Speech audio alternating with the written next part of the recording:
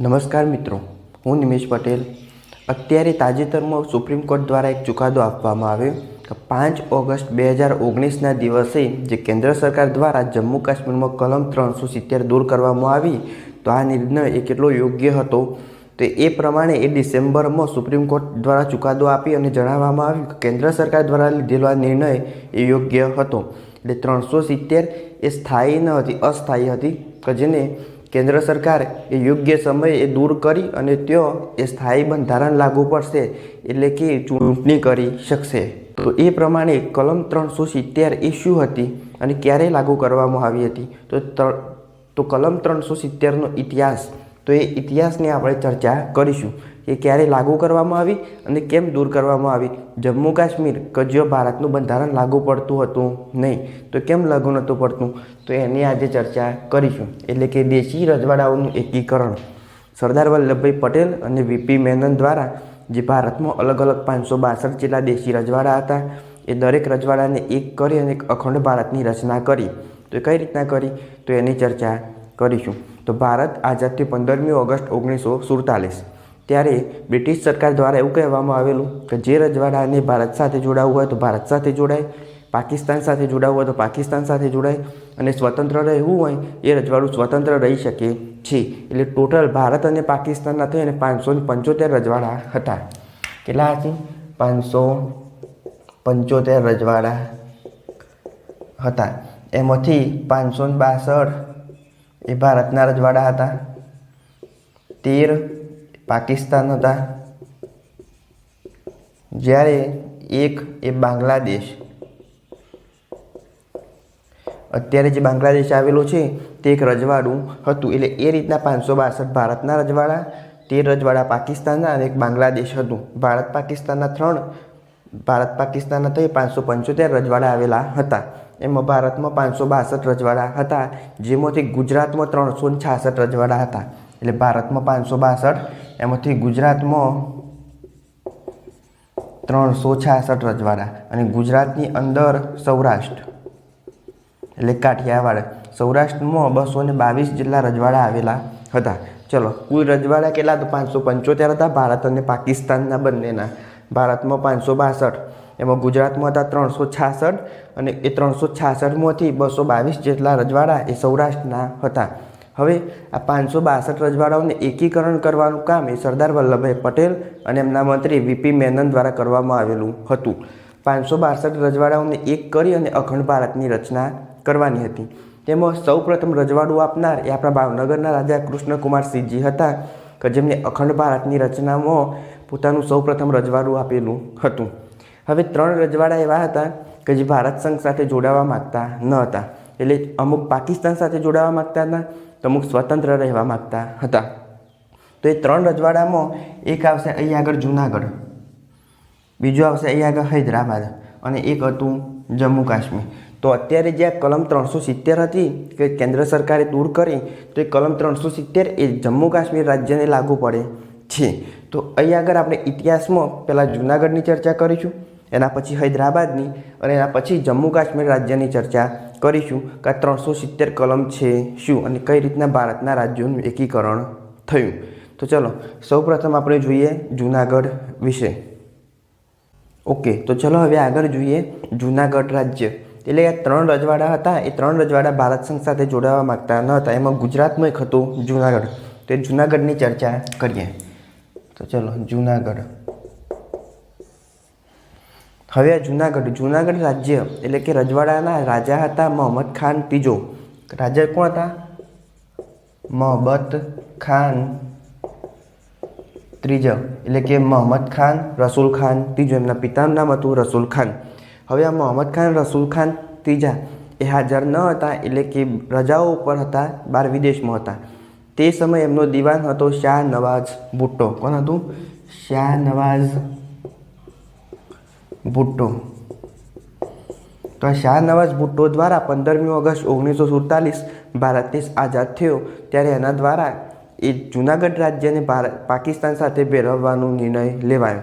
એટલે શાહ નવાઝ ભુટ્ટો દ્વારા એ રાજાને એકાંત ભંભેરણી કરી અને જુનાગઢને પાકિસ્તાન સાથે ભેળવવાનું હતું। હવે રાજા શાહનવાઝ ભુટ્ટોની વાતમાં આવી અને જૂનાગઢને પાકિસ્તાન સાથે ભેળવવાનો નિર્ણય લે છે. હવે રાજા હતો મુસ્લિમ, તેની પ્રજા હતી હિન્દુ. પ્રજા હિન્દુ હતી, જ્યારે રાજા હતો મુસ્લિમ.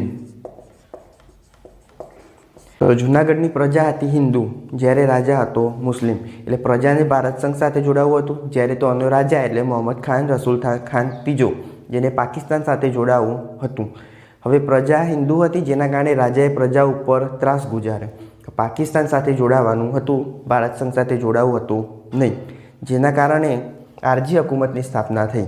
આરજી હુકુમતની સ્થાપના એટલે કે આ ડાયરેક્ટ અહીં આગળ જૂનાગઢ હોય તો ભારતીય સેના દ્વારા ડાયરેક્ટ જૂનાગઢ ઉપર કબજો કરી અને તેને ભારતમાં સામેલ કરી શકાય એમ નહોતું. કારણ કે 15મી ઓગસ્ટ 1947ના દિવસે દેશ આઝાદ થયો એ સમયે એવો નિર્ણય લીધેલો હતો બ્રિટિશ સરકાર દ્વારા, જે રજવાડાને ભારત પાકિસ્તાન અથવા સ્વતંત્ર રહેવું હોય તો રહી શકે છે. તો એ નિર્ણય પ્રમાણે કોઈ રજવાડા ઉપર કાયદેસરની કાર્યવાહી કરી અને એને ભારત સંઘ સાથે જોડી શકાય એમ હતું નહીં, જેથી આરજી હુકુમતની સ્થાપના થઈ.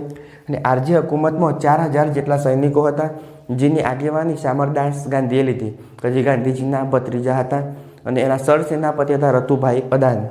ચલો, આરજી હુકુમત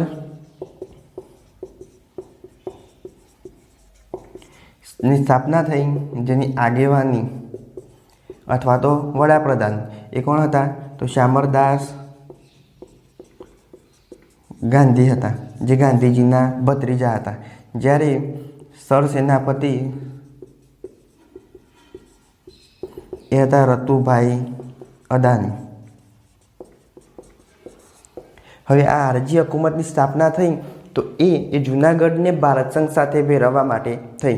એના પહેલાં સરદાર પટેલ અને એમના મંત્રી વીપી મેનન દ્વારા આ રાજાને ખૂબ સમજાવવામાં આવેલા, પણ રાજા માનવા તૈયાર હતા નહીં. એમને ભારત સાથે જોડાવવું હતું નહીં, એમને જૂનાગઢને પાકિસ્તાન સાથે જોડાવવું હતું.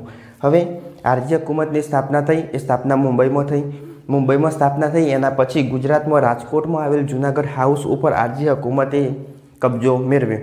હવે એના પછી એ આરજી હુકુમત દ્વારા એ જૂનાગઢ રાજ્ય એને બધી બાજુથી ઘેરી લેવામાં આવ્યું. એટલે કે અંદર અને બહારથી જે સામાનની આપ લે થતી એ બંધ થઈ ગઈ, કે બહારનું કોઈ અંદર ના આવી શકે અને અંદરનું કોઈ બહાર ના જઈ શકે. એટલે અંદર જે રાજાનો વહીવટ હતો એ સંપૂર્ણ બહારનો વહીવટ સાથે સંબંધ તૂટી ગયો, જેના કારણે અંદરની પ્રજા એ ઉશ્કેરાઈ અને પ્રજાએ રાજા સામે વિદ્રોહ કર્યો. હવે પ્રજાએ રાજા સામે વિદ્રોહ કર્યો, જેના કારણે રાજાને ખબર પડી કે હવે આ રજવાડું એ ભારત સંઘ સાથે સરદાર પટેલ દ્વારા મેળવી લેવાશે. જેથી રાજા એનો નવાબ હતો શાહનવાઝ ભુટ્ટો.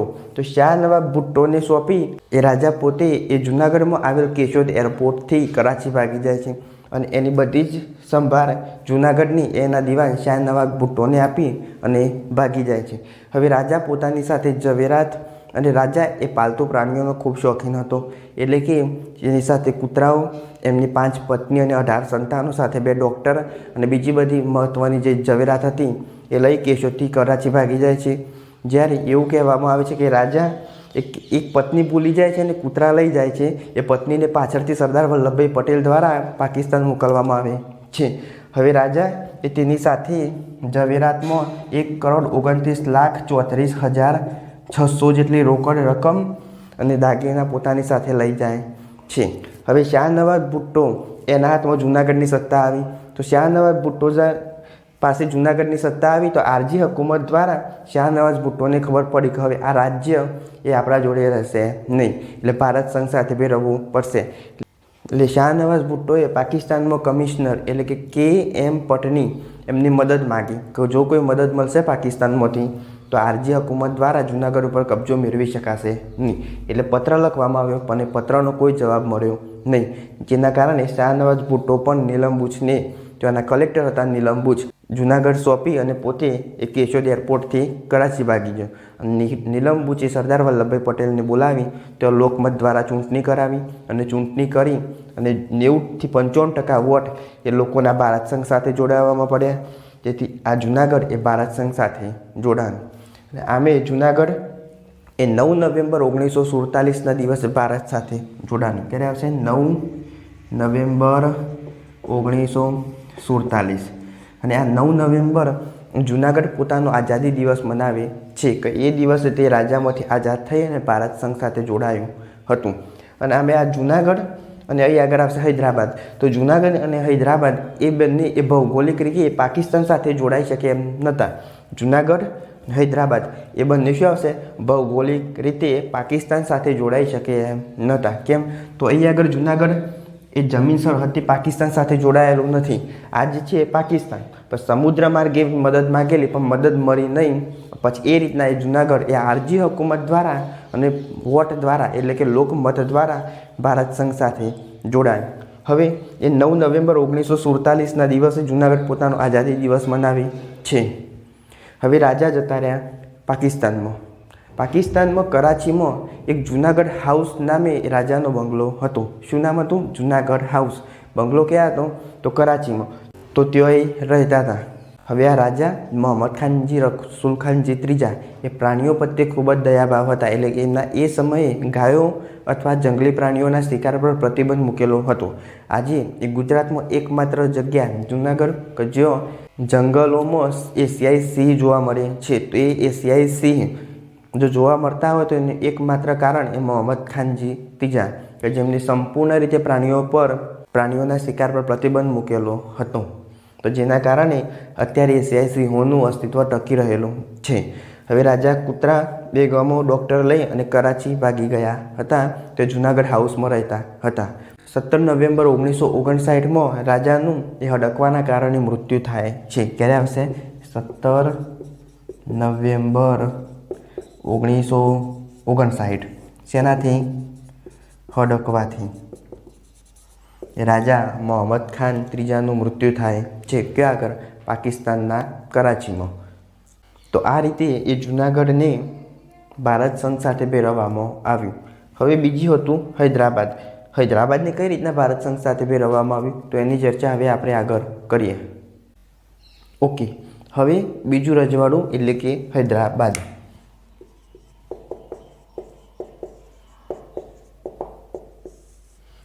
તો 15મી ઓગસ્ટ 1947ના દિવસે ભારત આઝાદ થયું. એ સમયે ભારતનું સૌથી મોટું રજવાડું એ હતું હૈદરાબાદ. હૈદરાબાદ એ ભારત અથવા પાકિસ્તાન સાથે જોડાવા માગતું ન હતું. એટલે કે સ્વતંત્ર રહેવા માગતું હતું. હવે હૈદરાબાદ એ સૌથી મોટું રજવાડું હતું ભારત આઝાદ થયું તે સમયે. તો એના રાજા હતા મીર અલી ઓસમાન ખાન. કોણ હતા? રાજા એટલે એમનું બિરુદ હતું નિઝામ. નિઝામ તરીકે ઓળખવામાં આવતા. નામ શું હતું? તો મીર અલી ઓસમાન ખાન અથવા તો મીર ઓસમાન અલી ખાન. મીર ઓસમાન અલી ખાન આ રીતના રાજાનું નામ હતું. જે રાજા ઓળખવામાં આવતા. સામાન્ય રીતે એને નિઝામ તરીકે ઓળખવામાં આવતા. હવે ભારત આઝાદ થયું તે સમયે આ સૌથી મોટું રજવાડું હતું હૈદરાબાદ. તેના રાજા હતા મીર ઓસમાન અલી ખાન જે નિઝામ તરીકે ઓળખવામાં આવતા હતા. એ હૈદરાબાદને સ્વતંત્ર રાખવા માગતા હતા. જ્યારે હૈદરાબાદની જે પ્રજા હતી એ પ્રજા હતી હિન્દુ પ્રજા એ ભારત સંઘ સાથે જોડાવા માગતી હતી. પણ રાજા ભારત સંઘ સાથે જોડાવા માગતા ન હતા. તેથી પ્રજા ઉપર ખૂબ જ દબાણ કરતા અને ત્રાસ કરતા કે જેથી એ પ્રજા એ ભારત સંઘ સાથે જોડાય નહીં. હવે એ વાતની ખબર સરદાર વલ્લભભાઈ પટેલ અને વીપી મેનનને પડી. તો સરદાર વલ્લભભાઈ પટેલ અને વીપી મેનને રાજાને સમજાવ્યા ભારત સંઘ સાથે જોડવા. પણ રાજા માને નહીં. તેથી એ પ્રજા પર ત્રાસ ગુજારતા. એના માટે ભારત સરકારે એટલે કે સરદાર પટેલ અને વીપી મેનન દ્વારા તે સૈન્ય કાર્યવાહી કરવામાં આવી. એટલે સરદાર પટેલ અને વીપી મેનન દ્વારા તેઓ સૈન્ય મોકલવામાં આવે છે. અને સૈન્ય એ લેફ્ટનન્ટ જનરલ રાજેન્દ્ર સિંહ. કોણ આવશે? જનરલ રાજેન્દ્ર સિંહ. લેફ્ટનન્ટ જનરલ રાજેન્દ્ર સિંહ જે કોણ હતા? તો જામ દિગ્વિજયસિંહ. જે દિગ્વિજયસિંહ હતા એમના ભાઈ હતા. જનરલ રાજેન્દ્ર સિંહ એમની આગેવાનીમાં તેઓ સૈન્ય મોકલવામાં આવે છે. લેફ્ટનન્ટ જનરલ રાજેન્દ્ર સિંહ એ જામ દિગ્વિજયસિંહના ભાઈ હતા. તેમની આગેવાનીમાં મેજર જયંતીલાલ ચૌધરી. મેજર જયંતીલાલ ચૌધરીએ 18 સપ્ટેમ્બર 1948ના દિવસે એ હૈદરાબાદ પર હુમલો કર્યો. હવે એ રાજા અને આ સેના વચ્ચે યુદ્ધ થતો એ રાજ્યના નાના મંત્રીએ શું કર્યું કે પાકિસ્તાન પાસેથી હથિયારો મેળવવા માટે પાકિસ્તાનના હાઈ કમિશનરના ખાતામાં લંડનમાં 10 લાખ પાઉન્ડ ટ્રાન્સફર કર્યા કે જેનાથી પાકિસ્તાન એમને હથિયાર આપે અને તે આ ભારતીય સૈન્ય સામે લડી શકે. તો એ 10 લાખ પાઉન્ડ એ ટ્રાન્સફર તો કર્યા, પણ પાકિસ્તાન જે હથિયાર મોકલવાનું હતું એ હથિયાર એ સમુદ્રના માર્ગેથી મોકલશે. તો હથિયાર એ હૈદરાબાદ સુધી પહોંચે એના પહેલાં ભારતીય સેના દ્વારા કબજો મેળવી લેવાય. તો એ જે હથિયાર હતા એ હૈદરાબાદ સુધી પહોંચી શક્યા નહીં અને હૈદરાબાદનો નિઝામ એટલે મીર ઓસમાન અલી ખાનની સેના હારી ગઈ. તો એ રીતના એ હૈદરાબાદનું ભારત સંઘ સાથે જોડાણ થયું. તો એ જોડાણ થયું તો એ ઓપરેશનનું શું નામ આપ્યું હતું? તો એ ઓપરેશનનું નામ હતું ઓપરેશન પોલો. ઓપરેશન પોલો એટલે કે પોલીસ પગલાં. આ પોલીસ પગલાં દ્વારા એ હૈદરાબાદને ભારત સંઘ સાથે ભેળવી દેવાય. ચલો ફરી એકવાર ચર્ચા કરીએ. હૈદરાબાદના રાજા હતા મીર અલી ઓસમાન ખાન અથવા મીર ઓસમાન અલી ખાન જનરલ. હવે હૈદરાબાદ એ ભારત સંઘ સાથે જોડાવા માગતો હતો નહીં, સ્વતંત્ર રહેવા માગતું હતું. પ્રજા હતી હિન્દુ પ્રજા એ ભારત સંઘ સાથે જોડાવા માગતી હતી, પણ રાજા જોડાવા તૈયાર હતો નહીં. અને રાજાએ શું કર્યું? પ્રજા ઉપર ત્રાસ ગુજાર્યો કે કોઈએ ભારત સંઘ સાથે જોડાવાનું નથી, આ રજવાડું સ્વતંત્ર રહેવાનું છે. તો એ રીતના એ પ્રજા ભારત સંઘ સાથે જોડાવા માગતી હતી. રાજા એમના પર ત્રાસ ગુજારી અને ભારત સંઘ સાથે જોડાવા માગતો હતો નહીં. એ વાતની ખબર એ સરદાર વલ્લભભાઈ પટેલ અને વીપી મેનનને થઈ. તેથી જેઓએ લશ્કર મોકલ્યું પ્રજાને બચાવવા માટે. એ લશ્કરની સામે લડવા માટે હૈદરાબાદનું સૈન્ય હતું એમની પાસે હથિયારો ઓછા હતા. તો શું કર્યું? ત્યાંના જે નાના મંત્રી હતા એમને પાકિસ્તાનના હાઈ કમિશનરના ખાતામાં 10 લાખ પાઉન્ડ ટ્રાન્સફર કર્યા કે જેની મદદથી પાકિસ્તાને અમને લશ્કર આપે અથવા તો હથિયારો મોકલાવે. એટલે પાકિસ્તાનના જે હથિયારો કે જે હૈદરાબાદ સુધી આવવાના હતા તેના ઉપર ભારતીય સેનાએ કબજો મેળવી લીધો. એટલે હથિયાર એ હૈદરાબાદ સુધી પહોંચ્યા નહીં. હથિયાર ન પહોંચવાને કારણે હૈદરાબાદની સેના હારી અને એ રાજા એને પોતાનું રજવાડું એ ભારત સંઘ સાથે ભેળવવું પડ્યું. હવે તો આ જે ભારત સરકાર દ્વારા જે સૈન્ય મોકલવામાં આવ્યું હતું એ સૈન્યના આગેવાન જે હતા લેફ્ટનન્ટ જનરલ રાજેન્દ્રસિંહ, જે જામ દિગ્વિજયસિંહના ભાઈ હતા, જેમની નીચે એટલે કે મેજર જયંતિલાલજી ચૌધરીની આગેવાની હેઠળ 18 સપ્ટેમ્બર 1948માં આ યુદ્ધ થયું અને એના લીધે એ ભારત સંઘ સાથે હૈદરાબાદને જોડવામાં આવ્યું. હવે આ યુદ્ધ જેને ઓપરેશન પોલોના નામે ઓળખવામાં આવે છે. હવે જે આ નાના મંત્રી હતા એમને 10 લાખ પાઉન્ડ કે જે લંડનમાં પાકિસ્તાનના હાઈ કમિશનરના ખાતામાં મોકલેલા હતા. તો એ 10 લાખ પાઉન્ડનું રકમ આજે પણ આ રાજાના 7મા વંશજ તે 10 લાખ પાઉન્ડ રકમ ઉપર પોતાનો અધિકાર માગે છે કે અમે મોકલેલા રૂપિયા એ અમારા હતા તો અમને પરત આપો. જેના પર પાકિસ્તાનનું એવું કહેવું છે કે એ જે 10 લાખ પાઉન્ડ હતા એ 10 લાખ પાઉન્ડના અમે હૈદરાબાદને એ સમયે હથિયાર પૂરા પાડેલા, એટલે એ 10 લાખ રૂપિયા અમારા છે. તો આ રીતના હૈદરાબાદના નિઝામ એના 7મો વંશજ અને પાકિસ્તાન વચ્ચે અત્યારે પણ એક કેસ ચાલુ છે કે એ 10 લાખ રૂપિયા એ કોના છે, નિઝામના 7મા વંશજના કે પાકિસ્તાનના.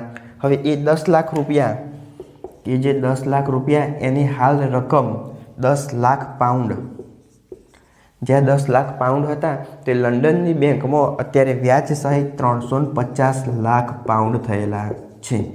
કેટલા? 350 લાખ પાઉન્ડ. અને અત્યારે પણ એનો કેસ ચાલે છે કે આ રૂપિયાનો સાચો અધિકાર કોનો છે, રાજાના વંશજનો કે પછી પાકિસ્તાન. એ કેસનો હજી યોગ્ય નિર્ણય આવેલો નથી. તો એ રીતના આ હૈદરાબાદ એ ભારત સંઘ સાથે જોડાયું, જે રજવાડાઓમાં ભારતનું સૌથી મોટું રજવાડું હતું. હવે આ રજવાડું ભારત સંઘ સાથે જોડાયું ત્યારે સરદાર વલ્લભભાઈ પટેલ દ્વારા આ જે રાજા હતા મીર ઓસમાન અલી ખાન, તો એમને હૈદરાબાદ રાજ્યના રાજપ્રમુખ પદે નિયુક્ત કરવામાં આવ્યા. ત્યારે રાજાને એવું લાગ્યું કે હું જે લોકો સામે લડતો એ જ લોકોએ મને આજે હૈદરાબાદ રાજ્યનો રાજપ્રમુખ બનાવ્યો છે. એટલે રાજાને પાછળથી બહુ અફસોસ થાય છે. અને 1962માં કે 1961-62માં જ્યારે ભારત અને ચીન વચ્ચે યુદ્ધ થાય છે ત્યારે આ રાજા એ પૈસે ટકે સુખી હતો અને એનું રાજ્ય એ બહુ શક્તિશાળી હતું. તો પૈસે ટકે સુખી હોવાને કારણે એ પોતાની તિજોરી ખુલ્લી મૂકે છે કે જો ભારત સરકારને જરૂર હોય હથિયાર માટે અથવા પ્રજા માટે તો એમાંથી એ લઈ શકે છે. એટલે ખૂબ જ મદદ કરી એમ કહેવાય. રાજાનું હૃદય પરિવર્તન થાય છે અને ભારત ચીન યુદ્ધ સમયે તે લોકોમાં ખૂબ જ મદદગાર બને છે. હવે હૈદરાબાદ એ ભારત સાથે 23 નવેમ્બર 1949ના દિવસે જોડાય છે. કઈ તારીખ આવશે? 23 નવેમ્બર 1949 તો 23 નવેમ્બર 1949ના દિવસે એ રાજા એ શરણાગતિ સ્વીકારે છે અને હૈદરાબાદને ભારત સંઘ સાથે જોડે છે. હવે એના પછી આવશે જમ્મુ કાશ્મીર. તો હવે આગળ જમ્મુ કાશ્મીરની ચર્ચા કરીએ. તો હવે આગળ જમ્મુ કાશ્મીર રજવાડાની ચર્ચા કરીશું. તો કલમ 370 એ જમ્મુ કાશ્મીર રજવાડા સાથે સંકળાયેલી છે. પછી એના પછી બીજા બે શબ્દો એટલે કે POK અને LOC એ બંને પણ આ જમ્મુ કાશ્મીરની સાથે સંકળાયેલા છે. અક્સાઈ ચીન એ એરિયા પણ આ જમ્મુ કાશ્મીરની સાથે જ સંકળાયેલું છે. તો આ બધા જ શબ્દોની આજે માહિતી મેળવશું. હવે કલમ 370 એ જમ્મુ કાશ્મીરમાં ક્યારે લગાવવામાં આવી હતી અને એને ક્યારે દૂર કરી અને એની પર ચુકાદો જે અત્યારે આપ્યો એ બધું જમ્મુ કાશ્મીર સાથે સંકળાયેલું છે. તે બધાની માહિતી મેળવીએ. તો ચલો ઇતિહાસથી જાણીશું. જમ્મુ કાશ્મીર જ્યારે 15મી ઓગસ્ટ 1947 જમ્મુ કાશ્મીર આઝાદ થયું એટલે કે ભારત અને પાકિસ્તાન બંને આઝાદ થયા. તો જમ્મુ કાશ્મીરને પણ પોતાની આઝાદી મળી કે અમારે સ્વતંત્ર રહેવું છે એટલે ભારત સાથે અથવા પાકિસ્તાન સાથે જોડાવું નથી. ક્યારે? 15મી ઓગસ્ટ 1947 એ જમ્મુ કાશ્મીર પણ આઝાદ થયું. હવે તેના રાજા એટલે કે જમ્મુ કાશ્મીરનું જે રજવાડું હતું એની સ્થાપના એ 1846માં ગુલાબસિંહજીએ કરેલી. ક્યારે? 1846. કોણે કરેલી? તો ગુલાબસિંહજી દ્વારા 1846માં આ રજવાડાની સ્થાપના કરેલી. એના પછી આવશે રણવીરસિંહજી. કોણ આવશે? રણવીરસિંહજી. આ રણવીરસિંહજી એટલે શું? તો જે અત્યાર સુધી એ જમ્મુ કાશ્મીરમાં એ આપણું IPC ચાલતું ન હતું. જેમ ભારતમાં IPC ચાલશે એટલે ઇન્ડિયન પિનલ કોડ એ રીતના જમ્મુ કાશ્મીરમાં હતું RPC કાયદો હતો. શું હતો? RPC જેનો મતલબ થશે રણવીર પિનલ કોડ. એટલે કે IPC ઇન્ડિયન પિનલ કોડની જેમ એ જમ્મુ કાશ્મીરમાં RPC એટલે રણવીર પિનલ કોડ ચાલતો હતો. હવે એમના પછી આવશે પ્રતાપસિંહ અને પ્રતાપસિંહના પછી આવશે રાજા હરિસિંહ. એટલે 15મી ઓગસ્ટ 1947 દેશ આઝાદ થયો તે સમયે જમ્મુ કાશ્મીરમાં રાજા હતા રાજા હરિસિંહ. તો આ જે કલમ અને આ જે રાજ્ય હતું એ હરિસિંહ તેના રાજા હતા. તો એ સમયે ભાગલા પડ્યા ભારત અને પાકિસ્તાનના. તો એ સમયે આ રાજા ઉપર વિલયપત્ર પર સહી કરી અને ભારતમાં જોડાયા. તો એ કઈ રીતના કર્યું હવે આગળ એની ચર્ચા કરીએ. તો રાજા હરિસિંહનો ઇતિહાસ જોઈએ. આઝાદી સમયે એ જમ્મુ કાશ્મીર રજવાડાના રાજા કોણ હતા? રાજા હતા રાજા હરિસિંહ. તો જ્યારે ભારત આઝાદ થયું ત્યારે હરિસિંહે ભારત અથવા પાકિસ્તાન સાથે જોડાવાની ના પાડી અને સ્વતંત્ર રજવાડાની ઘોષણા કરી. એટલે કે જમ્મુ કાશ્મીર એક સ્વતંત્ર રજવાડું રહેશે. હવે આ રાજા હરિસિંહ હતા એ જામવાલ ડોગરા વંશના શાસક હતા. કયો વંશ આવશે? ડોગરા વંશ એટલે કે રાજપૂત ડોગરા વંશના શાસક હતા રાજા હરિસિંહ. કે પોતે સ્વતંત્ર રહેવા માગતા હતા. જેમનો દિવાન હતા દિવાન મહેરચંદ મહાજન. આ જમ્મુ કાશ્મીર રાજ્યના દિવાન હતા. કોણ? મહેરચંદ મહાજન. હવે જમ્મુ કાશ્મીર એ અલગ સ્વતંત્ર હતું. બંધારણ કાયદો એ દરેક સ્વતંત્ર હતું. કાયદામાં હતું RPC એટલે રણવીર પિનલ કોડ. હવે ભારતનું બંધારણ જમ્મુ કાશ્મીરમાં લાગુ હતું નહીં. કેમ? તો એ સ્વતંત્ર હતું. હવે ભારત પાકિસ્તાનના ભાગલા સમયે અહીંયા આગળ ગિલગિત અને બાલ્ટિસ્તાન આવેલું હતું. શું આવશે ઉપર? ગિલગિત અને બાલ્ટિસ્તાન. હવે એ બંને કે જે ભારત સંઘ સાથે જોડાવા માગતા હતા. સરદાર વલ્લભભાઈ પટેલે એમને સમજાવ્યા કે તમે ભારત સંઘ સાથે જોડાઓ નહીં અને પાકિસ્તાન સાથે જોડાઓ. કેમ? તો ભારત સંઘ સાથે જોડાવું શક્ય નહોતું. જેના કારણે ગિલગિતસ્તાન અને બાલ્ટિસ્તાન એમાં મુસ્લિમ પ્રજાને કારણે એને પાકિસ્તાનની સાથે જોડ્યા. હવે આ પાકિસ્તાનની સેનાએ જ્યારે જમ્મુ કાશ્મીર પર હુમલો કર્યો ત્યાંના બે જિલ્લા ઉપર પાકિસ્તાની સેનાનું નિયંત્રણ હતું. એ બે જિલ્લા હતા. એક હતું પૂંછ અને બીજો હતો મુઝફ્ફરાબાદ. તો આ બે જિલ્લા હતા પૂંછ અને મુઝફ્ફરાબાદ. એ બંને જિલ્લા ઉપર પાકિસ્તાની સેનાએ શું કર્યું? કંટ્રોલ કરી લીધું. હવે એના પછી કે જે રાજા હતા એ રાજાનું સૈન્ય એટલું હતું નહીં. સૈન્યમાં શું હતું? તો ડોગરા વંશના સૈનિકો હતા, બીજા હતા મુસ્લિમો. તો જ્યારે એ પાકિસ્તાને જમ્મુ કાશ્મીર પર હુમલો કર્યો ત્યારે જે મુસ્લિમ સૈનિકો હતા એ પાકિસ્તાન તરફથી યુદ્ધ લડવા લાગ્યા. જેના કારણે આ રાજા પાસે સૈનિકોની સંખ્યા ખૂબ ઓછી રહી. કેટલા? ડોગરા વંશના સૈનિકો રહ્યા. હવે આ મુસ્લિમ સૈનિકો કે જે પાકિસ્તાનની સાથે ફરી ગયા, તો રાજા પાસે સૈનિકો અને હથિયારોની ખૂટ પડી, જેથી તેઓના રાજા હરિસિંહે તાત્કાલિક મેહેરચંદ મહાજનને દિલ્હી મોકલ્યા અને ભારતની મદદ માગી. હવે જ્યારે આ મેહેરચંદ મહાજન ભારત આવ્યા ત્યારે દિલ્હીમાં સરદાર વલ્લભભાઈ પટેલ, જવાહરલાલ નહેરુ અને તે સમયના વાઇસરોય હતા લોર્ડ માઉન્ટ બેટન, તેઓ હાજર હતા. તેઓ મેહેરચંદ મહાજન આવી અને એમને પ્રસ્તાવ મૂક્યો કે ભારતની સેના અમને મદદ કરે.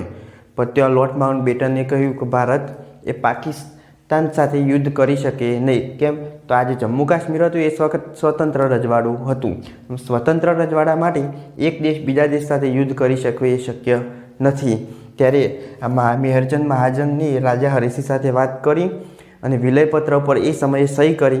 હવે આ જમ્મુ કાશ્મીર એ ભારતનું રાજ્ય છે. પછી સરદાર વલ્લભભાઈ પટેલ દ્વારા તે સેના મોકલવામાં આવી અને સેના એ પાકિસ્તાનની સેનાને પાછળ પાડી અને મુઝફ્ફરાબાદ અને પૂંછ એ બંને જિલ્લા પર અડધા જિલ્લા પર કબજા કરી. એટલે અડધો પૂંછ જિલ્લો અને અડધો મુઝફ્ફરાબાદ જિલ્લો. તેઓ આ અડધો પૂંછ જિલ્લો અને અડધો મુઝફ્ફરાબાદ જિલ્લામાં ભારતીય સેના દ્વારા પાકિસ્તાની સેનાને પીછે ધકેલાઈ હતી. પણ એટલામાં જવાહરલાલ નહેરુએ યુએનમાં ગયા અને યુએનમાં આ પ્રસ્તાવ મૂક્યો જમ્મુ કાશ્મીરને લગતો. એટલે યુએન દ્વારા ચુકાદો એવો આપવામાં આવેલો ત્યારે તે સમયે કે જે સેના જો આવેલી છે તેઓ જ એક બાઉન્ડ્રી બનાવવામાં આવે.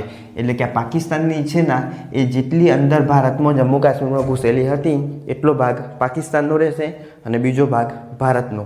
એટલે જો આગળ સેના હતી તેઓ નામ આપવામાં આવ્યું LOC, એટલે કે લાઇન ઓફ કંટ્રોલ. આ LOCનો મતલબ શું? તો લાઇન ઓફ કંટ્રોલ, એટલે કે ભારત અને પાકિસ્તાન બંને સેનાઓ જો આગળ હતી તો એક LOC કરીને બોર્ડર બનાવવામાં આવી, જેનું નામ LOC એટલે લાઇન ઓફ કંટ્રોલ.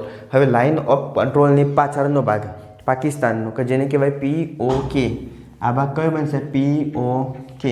POK એટલે પાકિસ્તાન ઓક્યુપાઈડ કાશ્મીર, એટલે ભારતનો જે ભાગ કે જે પાકિસ્તાનના અધિકૃત થયેલો છે તેને શું કહેવાય? POK.